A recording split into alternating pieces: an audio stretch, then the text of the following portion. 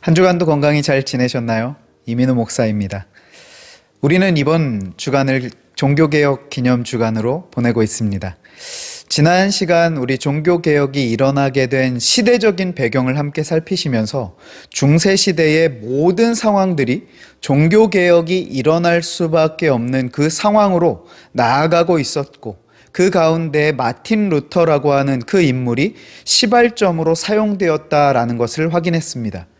그리고 500년 전에 있던 그 사건들과 오늘 우리가 살고 있는 이 시대의 흡사한 상황들을 함께 비교하면서 오늘 이 시대에 다시금 본질로의 회복을 하나님께서 준비하시고 계시다라는 것을 살펴보았습니다. 그리고 우리가 500년 전의 역사적인 그 사건을 알아야 하는 이유는 역사는 반복되기 때문이다라고 했습니다. 그렇게 볼 때 이 역사라고 하는 것은요, 단순히 과거에 있었던 일로만 볼 것이 아니라 다가올 일에 대한 교훈이라고 볼 수가 있다는 것이죠. 그래서 인문학 명언 중에는 역사를 잊은 민족에게는 미래는 없다라는 말이 있는 것입니다. 그렇다면 우리는 오늘 종교개혁의 본질에 관해서 조금 더 자세히 그리고 깊이 있게 살펴보아야 할 것입니다.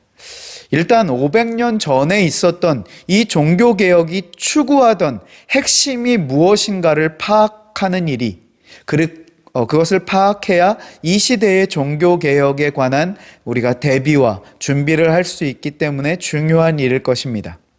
그래서 우리는 먼저 1장에서 오늘 1부에서 종교개혁의 핵심 가치에 관하여 간략하게 정리를 하는 시간을 갖고요.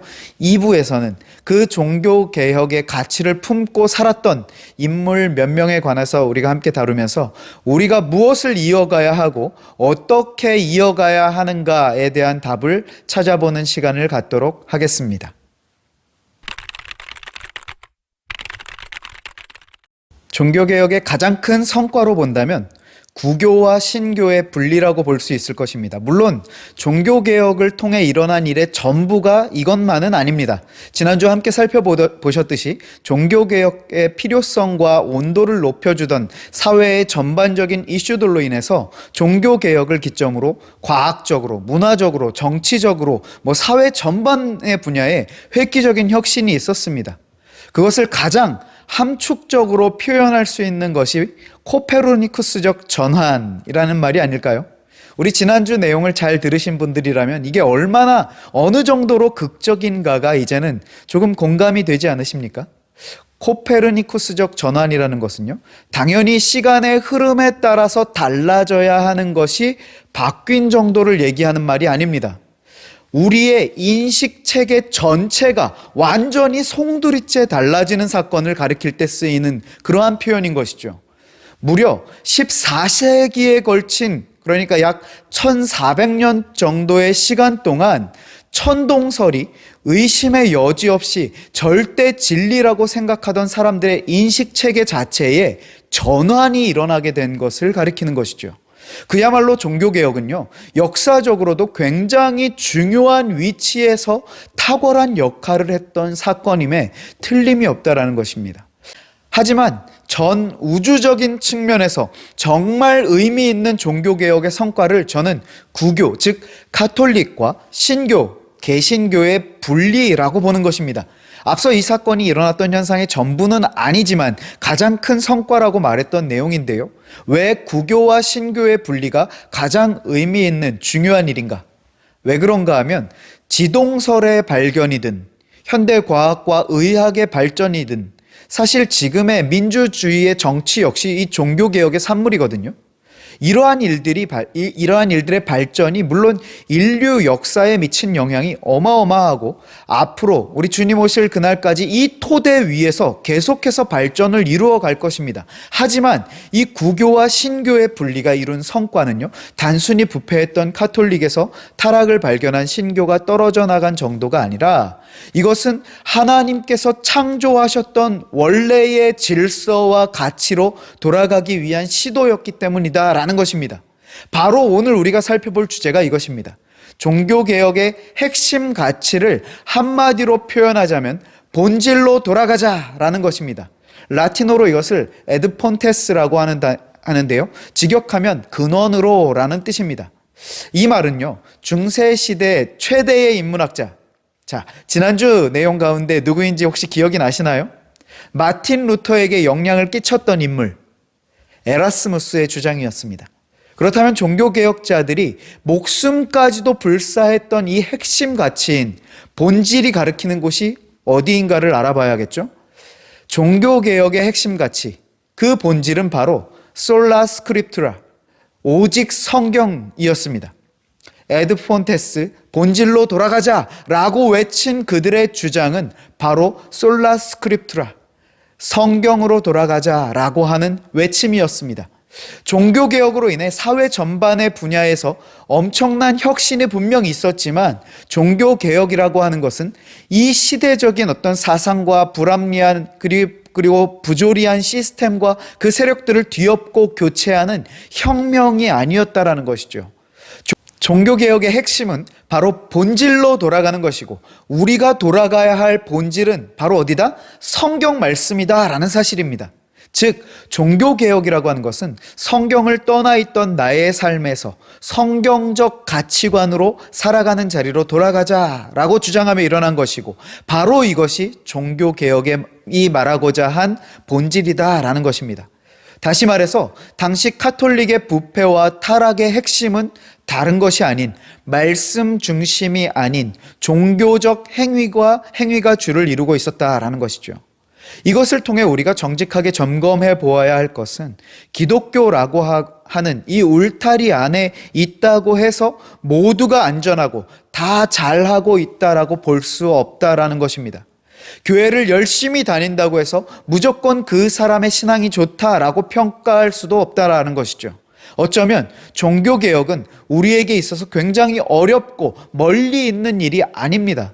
중세시대의 종교개혁은 그야말로 코페르니쿠스적 전환이 필요한 사건이었기에 수많은 피해 대가가 필요했는지 모르겠지만 오늘날의 종교개혁은 먼저 나의 삶에서 일어나야 한다라는 것입니다. 말씀 중심이지 않은다. 하나님의 뜻에 관심조차 없고 순종은 남의 얘기인 나. 교회를 다니기는 하지만 그야말로 왔다 갔다 거쳐가듯 다니는 나임을 자각하고 거기로부터 일어나 다시금 말씀을 나의 인생의 중심으로 삼고 순종하며 나아가는 자리로 돌아가는 것이 오늘 우리 삶에서 일어나야 할 종교개혁인 것입니다.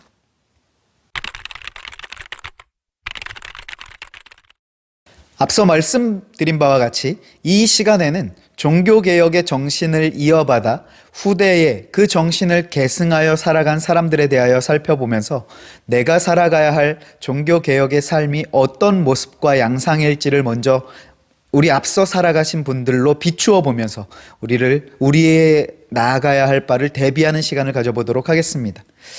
시간이 많지 않기 때문에요. 많은 사례들에 대해서 살펴볼 수는 없고요. 대표적이기도 하면서 또 우리에게 굉장히 도전이 될 만한 두 부류에 대해서 소개를 드려보도록 하겠습니다. 우리가 먼저 주목하고자 하는 첫 번째 그룹은 위그노입니다. 위그노에 대해서 이전에 들어보신 분들도 계실 테고 오늘 처음 들어보신 분들도 계실 거라고 생각을 합니다. 아마 이미 들어보셨던 분들에게는 아주 새로운 정보는 아닐 수 있을 것입니다. 오늘은 시간이 많지 않기 때문에 깊이 있고 자세한 내용보다는 간략하게 살펴볼 수가 없기 때문에 이미 알고 계시는 분들은요, 그 내용을 다시 한번 들으시면서 그것을 지식적이고 정보적인 차원에서 가지고 계시지 마시고 이 내용을 통해서 나의 삶을 돌아보고 적용점을 한번 찾아보는 그러한 묵상을 해보시는 시간을 가지신다면 좋을 것 같습니다. 자, 그렇다면 먼저 위그노가 누구인가? 자, 위그노는 프랑스의 개신교 성도들을 일컫는 말인데요. 존 칼빈의 개혁 사상에 영향을 받은 그리스도인들을 일컬어서 위그노라고 불렀습니다. 비슷한 예로 영국에서 칼빈의 영향을 받은 성도들을 청교도, 퓨리탄이라고 부르고 네덜란드에서 칼빈의 영향을 받은 사람들을 고이센, 스코틀랜드의 칼빈파를 언약도라고 불렀습니다. 그중 오늘 우리가 주목할 것이 바로 프랑스의 개혁파 위그노들인데요. 이 위그노들은 칼빈의 개혁과 신학 사상을 적극적으로 수용하면서 이것을 가장 실제화시킨 대표적인 부류로 손꼽힙니다. 이들의 삶을 가장 잘 표현한 단 한마디의 단어가 있다면 바로 라틴어로 코람데오입니다. 여기서 코람이라는 말은요, 면전 혹은 어디 앞에서라는 의미이고 데오는 하나님이라는 단어입니다. 즉 코람데오는 하나님 앞에서라고 하는 번역이 가능하고 한자어로 표현을 한다면 신전의식이라고 할 수가 있습니다. 즉 이들은 모든 일을 함에 있어서 하나님 앞에서 하듯 주님께 하듯 했던 것입니다. 이것은 단순히 어떤 교회에 관한 봉사와 헌신을 할 때만이 아니라 특별히 교회 밖에서요. 이들의 신전의식은 더욱 빛을 발하기 시작합니다. 만약에 자신의 직업이 구두 닦기라고 한다면요. 그 구두 한 켤레를 닦더라도 마치 하나님께 하듯 최선을 다해 구두를 닦았습니다. 뿐만 아니라 최선을 다한 것에서 그치지 않고 이들은 그 분야에서 최고가 되기 위해서 끊임없이 노력하고 연구하고 시도하고 도전을 했습니다. 그냥 열심히 구두 닦는 사람이 아닌, 물론 열심히 닦기도 하는데 그 결과도 다른 구두 닦기들보다 비교할 수 없을 정도로 차이가 나는 거죠. 그런 결과의 원인이 다름이 아닌 코람데오의 정신이었다는 것입니다. 그런데 그러한 그들에게도 역사적인 시련이 다가오게 됩니다. 아주 간략하게만 말씀을 드리면 1562년에서 1598년 약 30여 년의 기간 동안 이른바 위그노 전쟁이 일어납니다. 프랑스 내에서 신교와 구교 사이의 갈등이 전쟁으로 번지게 된 것이었죠. 그러다가 1598년에 우리 세계사 시간에 혹시 들어보신 기억이 나실 텐데요. 신교도인 위그노의 신앙적인 자유를 보장하는 낭트 칙령의 발표로 인해서 그 전쟁이 일단락되게 됩니다. 하지만 1685년에 루이 14세가요. 절대 군주제를 근간으로 해서 이 낭트 칙령을 폐지하게 됩니다. 그로 인해서 프랑스 안에서 거주하던 이 위그노들은요. 어마어마한 핍박과 박해의 손길을 피해서 유럽 전역으로 이민을 갈 수밖에 없게 되었습니다. 그런데 그렇게 유럽 전역으로 이민을 가게 된 위그노들이 가는 곳곳마다 어떠한 일이 일어나게 되는지 아십니까?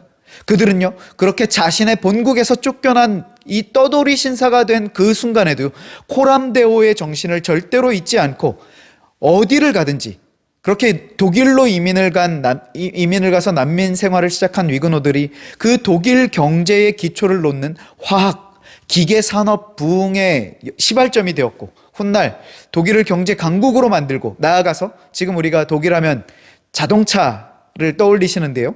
벤 무슨 비 무슨 회사, 이런 자동차 회사를 이뤄내게 됩니다. 뿐만 아니라 스위스로 넘어간 위그노들도 있었습니다. 자, 스위스를 대표하는 산업하면 뭐가 떠오르시나요?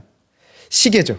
독일에서는 자동차 제조에서 일조를 했던 그 위그노들이 스위스에서는 정교한 시계 제조에서 세계 1위를 차지하게 됩니다.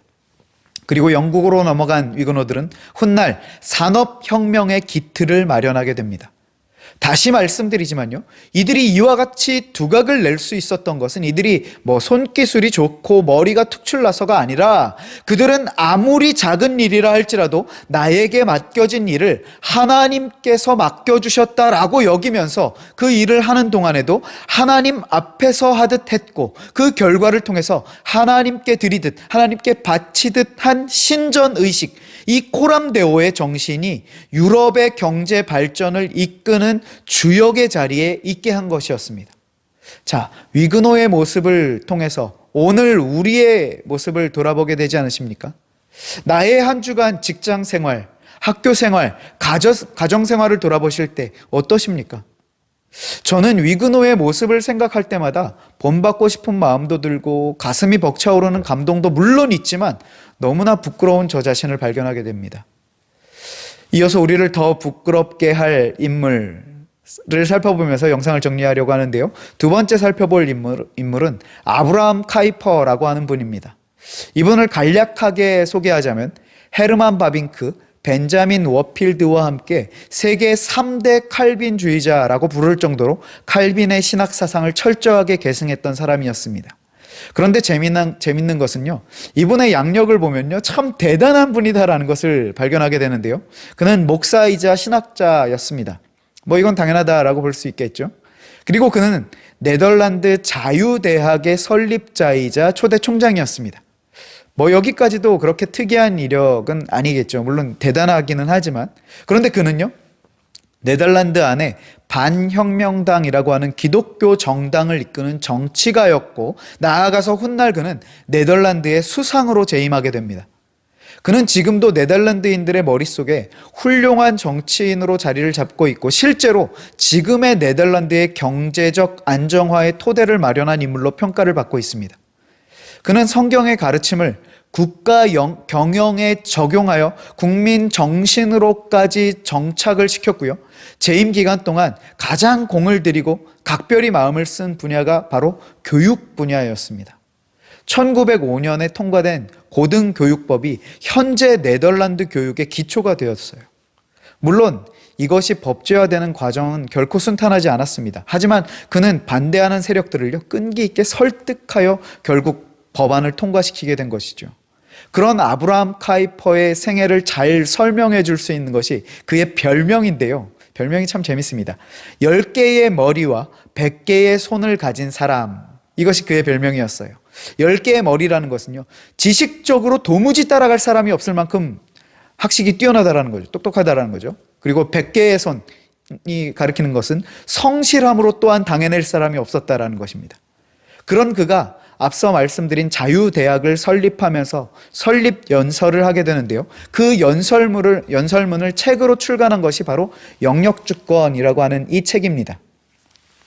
이 책의 내용들이 감동적이고 교훈적인 내용들도 많지만, 사람들이 가장 최고로 꼽는, 즉 영역주권이라는 것을 가장 잘 설명하면서 카이퍼의 기본적인 자세와 정신을 설명하는 구절을 제가 한 구절 소개해 드릴게요. 우리 인간 삶의 모든 영역에서 만유의 주제이신 그리스도께서 나의 것이다 라고 외치지 않는 영역은 한치도 없습니다. 자, 짧지만 강력한 문장 아닙니까? 앞서 소개드린 그 위그노들의 정신과 일치하는 것을 발견하게 됩니다. 나의 삶의 모든 영역에서 모든 것의 주인이신 그리스도께서 나의 것이다 라고 외치지 않는 영역이 단 한 군데도 없다는 것. 즉 나의 삶의 모든 영역이 주님의 것이다 라는 고백이죠. 그렇기에 내가 만약에 빵집을 하고 있다면 하나님 앞에서 하듯 하나님께 드리듯 최고의 재료로 최고 맛있는 빵을 성실하게 만들어내는 것이 바로 하나님을 믿는 자의 삶의 자세라는 것입니다. 또 혹은 내가 기업을 운영하는 CEO라고 한다면요, 그 기업의 이윤을 극대화할 수 있는 방법을 항상 생각하면서 도전하되, 이윤을 극대화하기 위해서 모든 방법을 다 써도 되는 것이 아니라 하나님 앞에서 하듯 정직하고 성실하게 하되 신앙의 양심에 위배되지 않게 하는 것이죠. 또한 학생이라고 한다면 지금 하고 있는 이 학업에 있어서 성실하게 감당하는 것이 그리스도인으로서의 바른 자세라는 것입니다. 물론 그냥 공부만 열심히 하라는 게 아니죠. 공부만 열심히 한 나머지 우리 고3이 되면 그 1년은 마치 교회를 안 나가거나 교회에서 활동을 열심히 안 해도 면죄부를 받은 양 살아가는 것, 이것은 올바른 그리스도인의 자세가 아니라는 것입니다. 꼭 목회자가 되어야 하나님의 뜻을 이루며 순종하는 삶을 사는 것이 아니라 하나님의 은혜로 구원받은 우리 모두가 몸담고 있는 삶의 모든 영역이 하나님의 것이고 하나님이 통치하시며 다스리시는 것이기에 바로 거기서 우리는 빛과 소금의 역할을 감당해내는 것이 진정한 그리스도인의 삶이다라는 것입니다. 우리가 오늘 1부에서 종교개혁의 본질과 그 가치에 대해서 살펴보았고, 2부에서 종교개혁의 정신으로 사는 것이 어떤 것인가를 위그너와 아브라함 카이퍼의 삶을 통하여 간략하게 살펴보았습니다. 종교개혁 503주년을 맞이하며 우리가 지켜야 할 가치가 무엇인가를 다시금 생각해보고 그 정신과 마음을 가지고 어떻게 살아가야 하는가 하는 것을 다시금 재정비할 수 있는 시간이었기를 바랍니다. 코람데오의 정신으로 우리에게 허락하신 오늘의 삶의 자리에서 최선을 다하고 최고의 것으로 주님 앞에 올려드리는 우리 모든 주님의 자녀들 되시길 주님의 말씀으로 축복합니다. 오늘 영상을 마치면서요. 지난 주일에 오늘 영상 안에 종교개혁 기념일과 할로윈 데이에 관한 이 관련된 내용을 포함하기로 말씀을 드렸었는데요. 그 내용이 짧지가 않아서 이번 주 목요일이나 금요일경에 추가적으로 할로윈 데이에 관한 내용을 영상에 담아서 3탄, 종교개혁 3탄 영상으로 제작해서 공유해 드리도록 하겠습니다. 우리 남은 이 한 주간도 코람데오의 정신으로 맡겨진 자리에서 최선을 다하는 우리 모든 주님의 백성, 군사의 삶 살아가시는 우리 모두가 되었으면 좋겠습니다. 감사합니다.